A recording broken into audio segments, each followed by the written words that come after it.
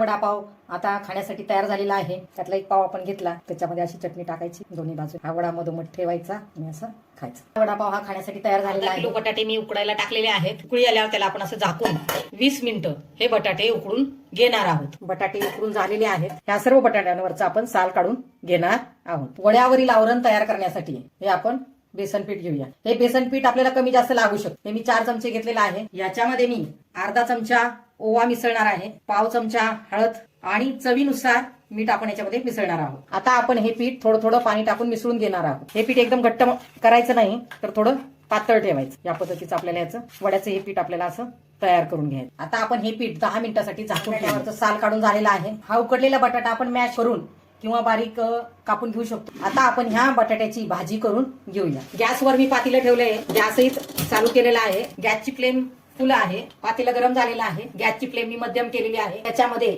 पळीच्या मापाने मी 2 पळी तेल टाकणार आहे। ही दुसरी पळी। गॅस मी मध्यम केलेला आहे। तेल गरम झालं की आपण त्याच्यामध्ये अर्धा चमचा मोहरी तडतडायला लागली की अर्धा चमचा जिरे आणि जिरेही तडतडायला लागले की आपण त्याच्यामध्ये अद्रक, लसूण आणि हिरव्या मिरचीची पेस्ट टाकणार आहोत।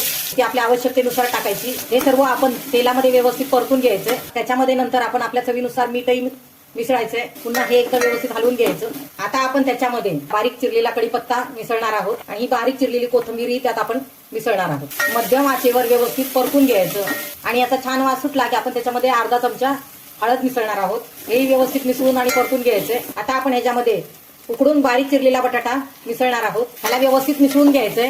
पहा, ह्याला आपण व्यवस्थित मिसळून घेतलेला आहे। गॅस आपण बंद करायचा आहे। बटाटा वड्यासाठी जी भाजी बनवली आपण ती थंड होण्याची वाट पाहू। वड्याची भाजी थंड झालेली आहे। आपल्याला जसे पाहिजे, लहान पाहिजे, मोठे पाहिजे, तसे याचे वडे बनवायचे। असे हे पूर्ण भाजीचे आपण वडे बनवून घेऊया। बटाट्याच्या भाजीचे आपण आता आपल्या सोयीनुसार लहान मोठे वडे बनवून घेतलेले आहेत। तर मी असे वडे बनवून ठेवलेले आहेत। बेसनाचं पीठ जे आपण भिजवून ठेवलं होतं त्याला सुद्धा आता 10 मिनिटं झालेली आहेत।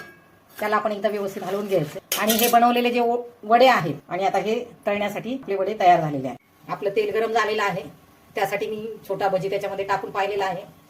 आता हे वडे जे आहेत ते आता आपण ह्याच्यामध्ये असे सावकाश सोडायचे। आता एकदा पलटी मारून घ्यायची, सावकाश मारायची। तळताना मात्र गॅसची फ्लेम मध्यम करायची। असे ह्याच पद्धतीने आपण सर्व वडे तळून घेणार आहोत। सर्व वडे तळून झालेले आहेत। वडापाव हा खाण्यासाठी तयार झालेला आहे। अशाच नवनवीन रेसिपी पाहण्यासाठी आपण माझ्या चॅनलला लाईक, शेअर आणि सबस्क्राईब करायला विसरू नका। धन्यवाद। तर मग करून तर पहा, एकदा मी सांगितलेल्या पद्धतीने वडापाव नक्कीच सर्वांना आवडेल।